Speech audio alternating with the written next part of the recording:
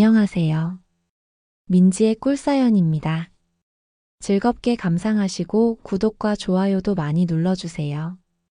그럼 사연 시작해 볼까요? 일이 어쩌다 이렇게 되어버렸을까 하는 생각이 들 때가 많아요. 내가 무슨 일을 저지른 걸까 하는 생각에 혼란스러워지기도 하고요. 아버님하고 있었던 일들이 떠오를 때면 괜히 얼굴이 달아오르곤 해요. 마음껏 소리를 지르면서 가버리던 제 모습이 떠오르거든요. 그런 건 남편이 저에게는 선물해주지 못하던 순간들이기도 하고요. 맞아요. 저는 시아버님하고 그렇고 그런 사이로 지내오고 있어요. 제가 남자를 워낙 좋아하는 그런 여자이기는 한데요. 솔직히 남자를 안 만나본 건 아닌데 아버님 같은 분이 흔치가 않아요. 아버님은 여자를 잘 다룰 줄 아는 그런 분이죠. 같이 시간을 보내면 그렇게 만족스러울 수가 없어요. 처음에는 안 된다고 생각했지만 언젠가부터는 제가 먼저 아버님을 보채게 되더라고요. 일이 이렇게 되어버린 건 남편 잘못도 있어요. 책임을 회피하고 싶지는 않지만 남편은 저를 외롭게 만드는 사람이었거든요. 결국 저는 남편에게 못 받은 사랑을 시아버님에게 갈구했던 거예요. 여자로서 느끼는 만족감, 절정, 이런 것들을 시아버님은 저에게 선물해 주셨죠. 누구에게도 말 못하고 혼자만 간직한 비밀이기는 했는데요. 그래도 저는 만족스러웠어요. 그런데 얼마 전 이러지도 저러지도 못할 대박 문제가 터져버리고 말았죠. 그 이야기는 잠시 후에 다 털어놓아 볼게요. 같이 고민해 주시면 좋을 것 같아요. 저는 30대 중반의 여성이에요. 4년 전쯤 지금의 남편하고 결혼을 하게 되었어요. 저는 고향이 지방이에요. 사실 특별할 것 없는 평범한 집안의 막내딸이고 위로 언니들만 2명이 있어요. 딸 부잣집의 막내딸인 셈이죠.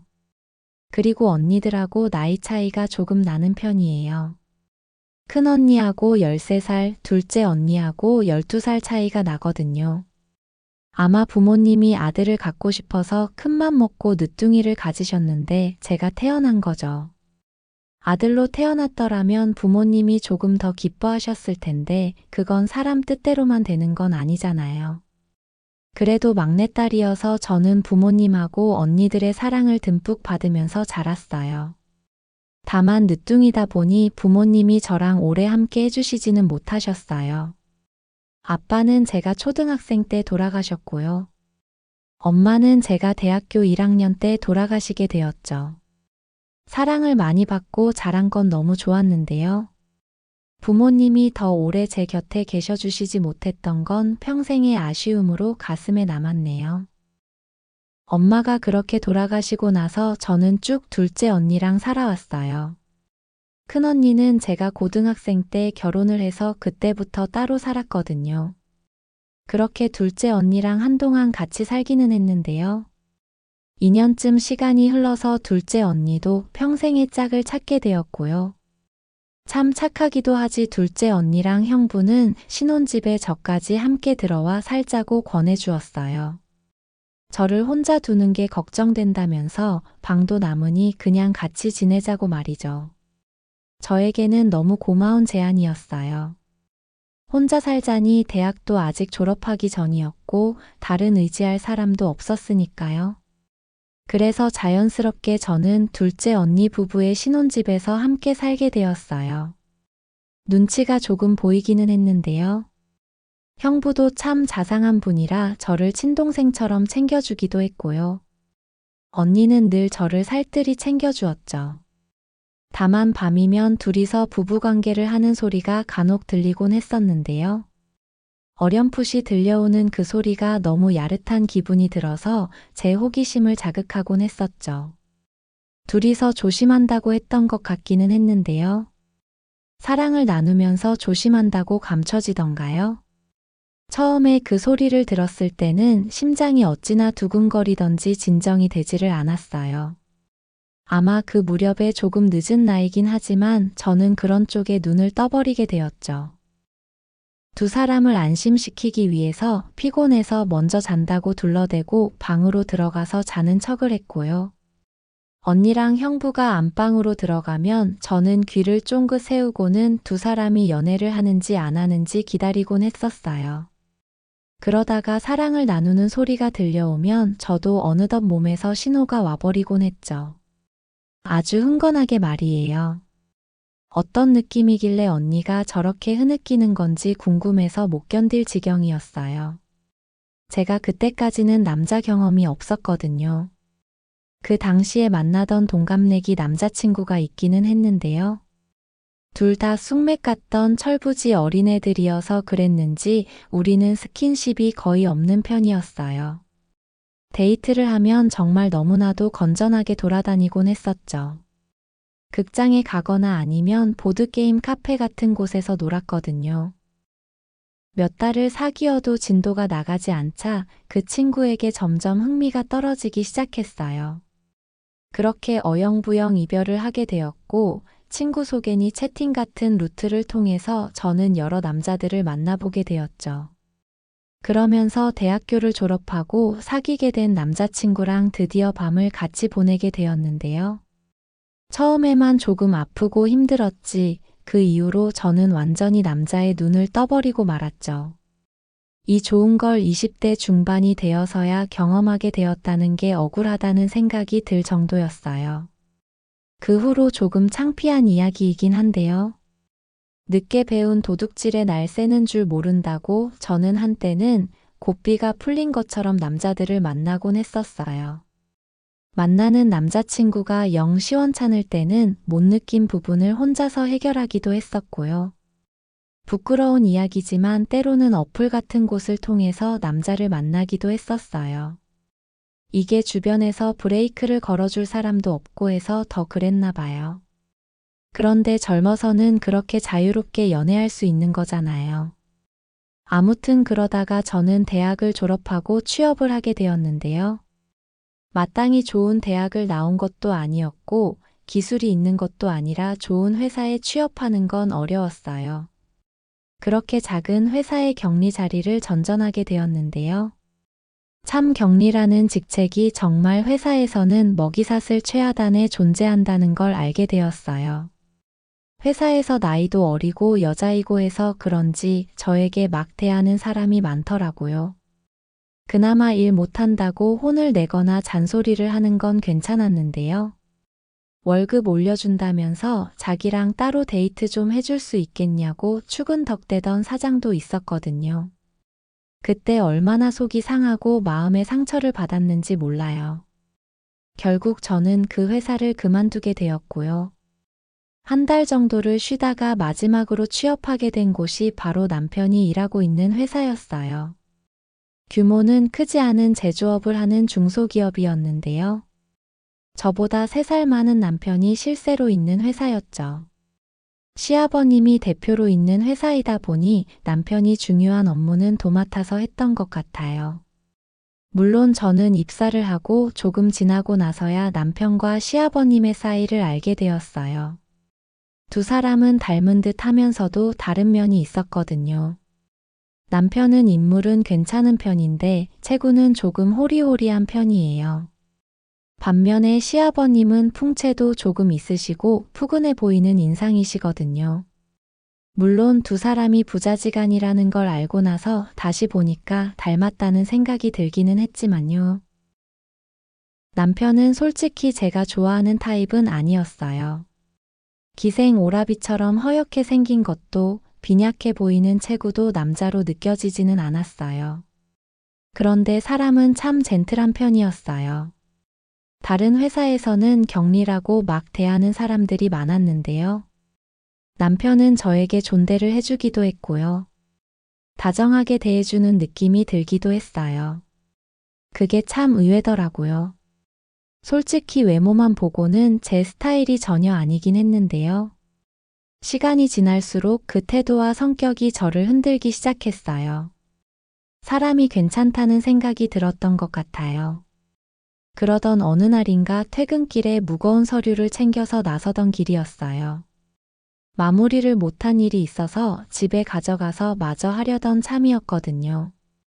그런데 남편이 그 모습을 보고 따라 나왔고요. 묻지도 않았는데 나서서 들어주더니 자기도 퇴근하려던 참인데 집에 태워다 주겠다고 하는 거예요. 이 남자가 왜 이러나 싶기도 했고 묘하게 마음 한쪽이 따뜻해지기도 했죠. 남편은 저에게 관심이 있었던 모양이에요. 차로 태워다 주면서 이것저것 개인적인 질문을 하기도 했는데요. 나긋나긋한 말투며 젠틀함이 제 마음을 흔들기도 했었죠. 꼭 남자가 덩치가 크고 잘생겨야 하는 건 아니구나 라는 생각이 들기도 했고요. 그 무렵부터 저는 남편을 남자로 느끼기 시작했어요. 그리고 그때부터 우리 둘 사이에는 미묘한 감정이 흐르기 시작했죠. 회사에서도 업무를 볼 때 배려를 많이 해주기도 했고요. 시간이 갈수록 다정한 남편에게 저도 호감을 느끼게 되었죠. 처음에는 제가 격리라서 어떻게 한번 해보려고 수작을 부리는 건 아닌가 떠보기도 했는데요. 남편은 조용하고 차분한 제가 좋다고 말을 하더라고요. 제가 내조를 잘 해줄 것 같다나 뭐라나요. 그렇게 저를 좋다고 해주는 남편의 모습에 제 마음도 결국 넘어가게 되었고요. 젊은 남녀이다 보니 우리는 금세 불이 붙게 되었어요. 사귄 지 얼마 되지도 않아서 우리는 결국 진도를 다 나가버리게 되었고요. 남편은 저에게 청혼까지 해버리고 말았어요. 경제적으로도 여유가 있는 시댁이기도 했고요. 저에게는 과분하다는 생각이 드는 결혼 자리였어요. 제 이상형은 아니었지만 어디 사람이 꼭 이상형하고만 결혼을 하게 되던가요? 다정하기도 하고 젠틀한 남편의 청혼을 저는 받아들이게 되었죠. 그렇게 29의 나이에 저는 9수를 무시하고 결혼을 하게 되었고요.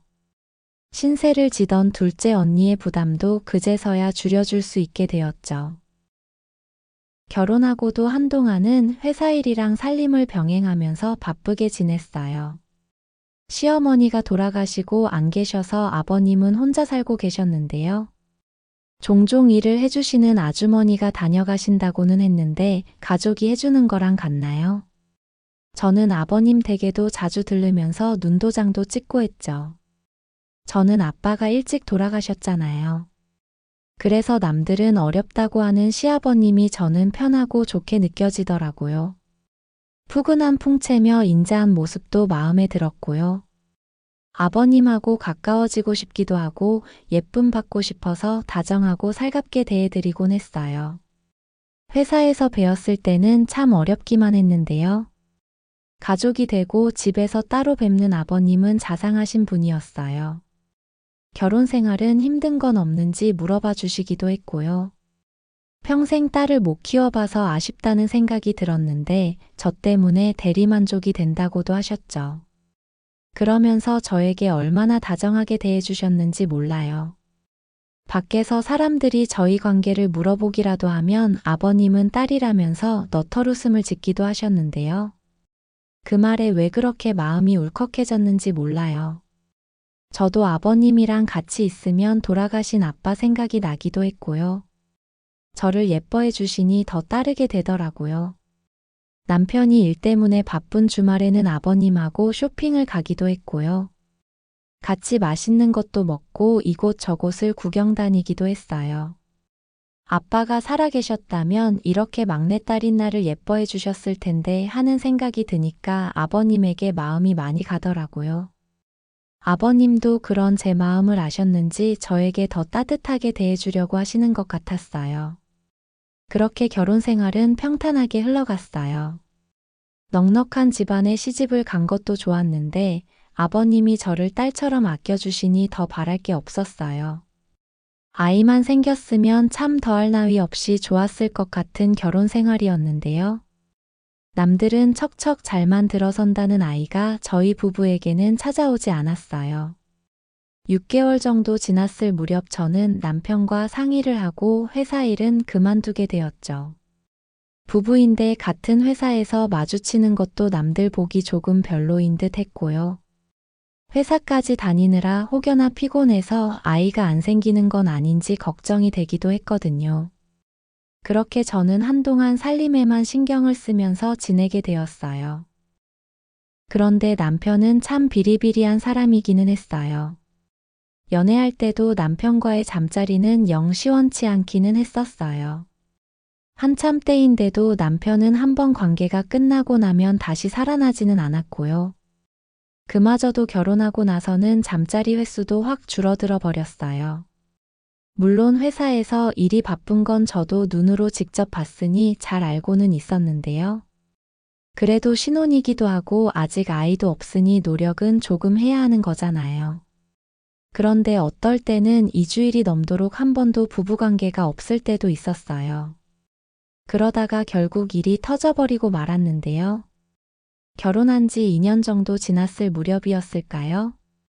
남편 양복을 드라이를 맡기려고 주머니를 확인해 보다가 저는 그 자리에서 얼어붙고 말았어요. 모텔 라이터가 들어있더라고요. 집에 와서는 피곤하다고 온갖 핑계를 대면서 저를 안아주지도 않더니 설마 여자가 생겼던 걸까 싶었죠. 순간 머릿속이 새하얘지고 심장이 두근거리는 게 서 있기도 힘들더라고요. 그동안 남편이 보였던 자잘한 행동들이 하나하나 떠올랐어요. 야근이 잦아진다거나 주말에도 출장을 다녀온다고 했던 일들, 그리고 집에서는 늘 피곤하다면서 소파에 혼자 누워있던 모습들까지 말이에요. 그래도 확실하지는 않으니 저는 남편에게 당장 내색을 하지는 않았어요. 며칠이 지난 어느 날 밤 남편이 잠든 걸 확인하고 몰래 휴대폰을 열어보았는데요. 남편을 철석같이 믿어서 평소에 비밀번호를 알아도 남편 휴대폰을 몰래 열어본 일은 없었거든요. 몰래 휴대폰을 들여다보면서 얼마나 심장이 쿵쾅거렸는지 몰라요. 남편 카톡에는 어떤 여자랑 대화를 나눈 흔적이 고스란히 남아 있었고요. 저에게 다정하고 스윗하게 대해줬듯이 그 여자에게도 똑같이 달콤하게 대해준 것 같더라고요. 뭘 그렇게 사줬는지 선물이 고맙다느니 어제 너무 좋았다느니 하는 낯 뜨거운 내용들도 남겨져 있었고요. 의심이 확신이 되는 순간 하늘이 무너지는 것 같더라고요. 이 결혼을 깨야 하는 걸까 아니면 복수라도 해야 하는 걸까 온갖 생각이 이어졌죠. 그런데 저도 비겁했던 건지 이혼을 할 용기는 생기지 않았어요. 언니들에게도 미안하다는 생각이 들었고 이혼녀가 된다는 생각은 두렵기까지 했었거든요. 그렇게 그날부터 남편이 출근하고 나면 집에서 혼자 훌쩍이면서 시간을 보내곤 했는데요. 제 마음의 결심이 서기 전까지는 남편에게도 내색을 하지 않으려고 애를 썼어요. 마음을 독하게 먹으려고 노력했죠. 그렇게 혼자서 사겨가면서 겨우겨우 5기로 버티면서 지내던 중이었는데요. 그러다 보니 아버님에게 한동안 못 가보게 되었거든요. 자주 얼굴을 비추던 제가 찾아가지 않는 게 걱정이 되었는지 어느 날인가 아버님이 먼저 전화를 주셨어요. 무슨 일 있는 거냐면서요. 아무 일도 없다고 대답은 했는데 아버님의 자상한 목소리를 듣자 마음이 울컥했고요. 티를 내려고 했던 건 아닌데 제 목소리에서 이상한 낌새를 느끼셨나 봐요. 아버님은 잠시 후에 저희 집에 찾아오셨고요. 다 이야기해보라고 저를 달래시는 바람에 서러웠던 감정이 터져버리고 말았고요. 저는 그동안 있었던 일을 결국 아버님께 다 털어놓게 되었어요. 묵묵히 들어주시던 아버님은 제 등을 토닥여 주시기도 했어요. 아들을 잘못 키운 본인 탓이 크다고 되려 저에게 미안하다는 말씀을 해주시기도 했고요. 남편을 아주 혼쭐을 내시겠다면서 어쩔 줄 몰라 하셨죠. 저는 더 서러워져서 훌쩍거리면서 고개를 떨구고 말았고요. 아버님은 저를 보듬어 안아주시고는 달래듯이 등을 쓰다듬어 주셨는데요. 그 손길이 꽤나 위로가 되는 기분이었어요. 그리고 아버님에게 기대고 있으니 이상하리만큼 야릇한 기분이 들기도 했었어요. 가뜩이나 남편이 저를 거들떠도 안 봐서 안달이 나 있는 상태였는데요. 복수심인지 아니면 한동안 쌓여있던 욕구 때문인지 이상한 감정이 올라오는 기분이었죠. 그래도 그때까지는 그런 감정은 그냥 혼자만의 생각에 불과했어요. 한참을 그렇게 아버님에게 기댄 채 울고 나서야 저는 조금 마음을 진정시킬 수 있었고요. 며칠 후에 남편은 아버님에게 된통 혼이 났는지 어느 날 저녁인가 퇴근하고 집에 와서는 저에게 미안하다는 말을 건네기도 했어요. 본인이 잠시 정신이 잘못되었던 것 같다면서요. 그렇게 남편의 바람 사건은 일단락되고 넘어가게 되었죠. 저도 먼저 잘못을 빌고 사과하는 남편을 다시 받아주기는 했는데요. 문제는 그 이후로 남편에 대한 제 마음이 팍 식어버리게 되었다는 점이었어요. 물론 겉으로 내색을 하지는 않았는데요. 저는 더 이상 남편에게 아무런 기대도 하지 않는 상태가 되어버렸죠. 집안 살림하면서 해야 할 일은 다 했지만 말이에요. 대신 아버님을 더 많이 찾아가고 의지하게 되었던 것 같아요. 아버님 품에 기대서 펑펑 울던 날, 저를 토닥여주던 아버님의 두툼한 손길이 그립기도 했고요. 그 넉넉하고 푸근한 품이 떠오를 때면 괜히 심장이 두근거리기도 했거든요. 무언가를 바라고 그랬던 건 아니었지만 아버님하고 있을 때면 마음이 확실히 편안했어요. 아버님도 남편의 바람 사건으로 제가 마음에 상처를 입었을까 걱정이 되시긴 했었나 봐요. 전부터 다정하게 대해주시긴 했지만 그 일 이후로는 저를 조금 더 신경 써주시는 느낌이기도 했어요. 그렇게 저는 아버님하고 보내는 시간이 많아졌고요. 그럴수록 제 안에서는 이상한 욕구들이 자라게 되었어요. 그러면 안 된다는 걸 알고는 있었지만 한번 자리 잡은 마음은 쉽사리 그 불씨가 꺼지지를 않더라고요. 정신 나간 여자라고 손가락질 받을 일이었지만 저는 아버님의 마음을 흔들고 싶었어요. 아버님 댁에 갈 때면 옷도 더 신경 써서 입게 되었고요. 화장도 과하지는 않지만 예쁘게 하려고 노력을 많이 했죠. 예전처럼 아버님하고 바람이라도 쏘이러 갈 때면 은근슬쩍 아버님 팔짱을 끼기도 했었는데요. 그러면서 저는 한껏 아버님 팔에 제 몸을 밀착시키기도 했어요. 그렇게 조금씩 들이대고 다가서는 저를 아버님도 느끼기 시작하셨나 봐요. 어느 주말인가 그날도 아버님하고 둘이서 바람을 쏘이러 외출했다가 돌아온 날이었는데요. 아버님하고 저 사이에는 미묘한 분위기가 흐르고 있었어요. 그날 저는 몸매가 살짝 드러나는 옷을 입고 있었고 화장도 살짝은 과감하게 한 상태였죠. 아버님도 남자라서 그런 제가 신경이 쓰이셨던 것 같았어요. 출장을 갔던 남편이 언제 돌아오냐면서 돌아가서 저녁을 준비해야 하는 건 아니냐고 묻기도 하셨는데요. 남편은 지방에 내려간 상태라 그날은 돌아오지 않는다고 오늘은 아버님하고 더 오래 있고 싶다고 저는 제 마음을 털어놓고 말았고요.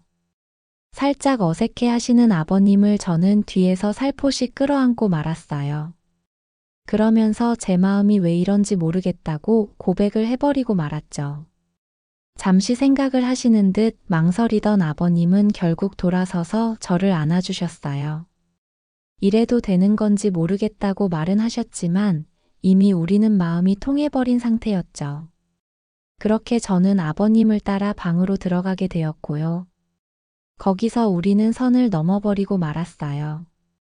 저는 예뻐 보이고 싶은 마음에 한껏 교태를 부려댔고요. 그렇게 끼를 부리면서 적극적으로 달려드는 저를 아버님은 많이도 예뻐해 주셨죠. 부끄러움도 잊어버리고 저는 한껏 아버님을 받아들였어요. 솔직히 말해서 남편하고는 비교할 수 없을 정도로 아버님하고 좋은 시간을 보내는 게 더 만족스러웠어요. 저는 무아지경이 되어서 정신줄을 놓아버리기도 했으니까요. 그렇게 아버님과의 좋은 시간은 한참이나 이어졌어요. 처음에는 예뻐 보이고 싶은 마음에 살짝 연기를 하기도 했는데요. 어느 순간부터는 그럴 필요가 없었어요. 아버님은 정말로 저를 정신을 못 차리게 만들어주셨으니까요. 그리고 마침내 연애가 끝나고 나서 저는 아버님께 한껏 애교를 부리면서 제 마음을 전했어요. 앞으로도 이렇게 저를 계속 예뻐해 주셨으면 좋겠다고요. 아버님도 저하고 좋은 시간을 보낸 게 좋으셨는지 알겠다고 대답해 주셨죠. 그렇게 해주시겠다는 말에 저는 너무 기분이 좋았어요. 믿기지 않는 그런 비밀 연애가 그렇게 시작이 되어버렸죠. 저는 아버님이 회사에 나가시지 않는 평일이나 주말이면 아버님께 달려갔어요. 그리고는 그간 연애하면서 알게 된 온갖 경험들을 다 동원해서 아버님을 즐겁게 해드렸죠. 아버님은 자극적인 것들은 처음 겪어보는 게 많은지 놀라기도 하셨는데요. 그래도 제 머리를 쓰다듬어 주시면서 저를 사랑스럽게 바라봐 주시곤 하셨어요. 그럴수록 저는 더 적극적으로 변해갔죠. 아버님은 여자를 다룰 줄 아는 멋진 분이었어요. 아버님하고 좋은 시간을 보내는 건 정말로 만족스러웠죠. 언젠가부터 남편보다 아버님하고 좋은 시간을 보내는 횟수가 훨씬 더 많아지게 되었어요. 뭐 남편은 그전부터 가뭄에 콩나듯이 저를 안아줬으니 말할 것도 없었죠. 그러다가 생각해보니 한동안 제가 소식이 없다는 사실을 알게 되었어요. 제가 주기가 아주 규칙적인 건 아니었는데요. 그래도 할 때가 한참이 지났는데 소식이 없었던 거죠. 혹시나 싶어서 조심스레 테스트기를 해봤는데요. 선명하게 두 줄이 나타나는 거 있죠. 순간 가슴이 철렁 내려앉으면서 울컥 눈물이 차오르기도 하더라고요. 정확히 언제 들어선 건지는 알 수 없었는데요. 직감적으로 가뭄에 콩나듯이 저를 안아준 남편의 아이는 아닌 것 같다는 생각이 들었어요. 혼자 며칠간 생각을 거듭해 보았는데요. 저는 결국 결심을 하고 말았죠. 진실은 가슴에 묻고 이 아이를 지켜내겠다고요. 그리고 마음을 정하고 저는 돌아오는 주말에 아버님을 찾아뵀어요. 그리고는 저의 임신 소식을 알리게 되었죠. 아이 아빠가 남편이 아닌 것 같다는 사실도 말이에요. 아버님은 살짝 당황해 하시기도 했는데요. 그냥 남편의 아이인 걸로 하고 낳아서 잘 키우겠다는 제 이야기를 듣고는 말없이 고개를 끄덕여 주셨어요. 이미 벌어진 일이니 그렇게 하자면서요. 그러면서 제 손을 꼭 잡아주셨는데요. 그 손길이 너무 따뜻했고 포근했어요. 저는 미안하다는 말씀은 하지 말아달라고 했죠. 한참이나 아이가 생기지 않아서 사실 스트레스를 많이 받았는데 저는 오히려 기분이 좋다고 말이에요. 이 아이 낳아서 예쁘게 잘 키울 거라고 말하는데 알 수 없는 눈물이 제 뺨을 타고 흘러내리더라고요. 솔직히 그 눈물의 의미가 무엇이었는지는 당사자인 저도 확실히는 알 수가 없었어요. 제가 아이를 가지고 나니 남편도 저에게 조금 더 신경을 쓰더라고요. 아버님은 변함없이 잘해주셨고요. 어차피 남편 집안에 아이가 생겨나는 거니 제 마음 한켠에 자라나는 죄책감은 잊으려고 애를 많이 썼어요. 변명 같지만 저를 위해서도 아이를 위해서도 그러려고 했죠. 그리고 시간이 흘러서 저는 듬직한 아들을 낳게 되었어요. 세상을 다 얻은 것 같은 행복한 마음이 들더라고요. 아이와 저를 바라보는 아버님의 눈빛이 얼마나 그윽한지 몰라요. 그 눈빛의 의미를 저는 이해할 수 있을 것 같기도 해요. 어쩜 저에게 손가락질을 할 분들이 많을 것 같기는 한데요. 저는 사실 아버님하고 그런 사이로 지내온 것에 후회는 전혀 없어요. 솔직한 마음 같아서는요. 딸아이도 하나 더 가지고 싶은데 시간이 조금 더 흐른 후에 아버님께 만들어 달라고 조르고 싶은 생각이에요. 아버님하고 좋은 시간도 보내고 싶고 아이도 가지고 싶으니까요. 정신 나갔다고 욕하실 수도 있겠지만 제 솔직한 마음이 그렇네요. 제 사연은 여기까지입니다. 들어주셔서 고맙습니다.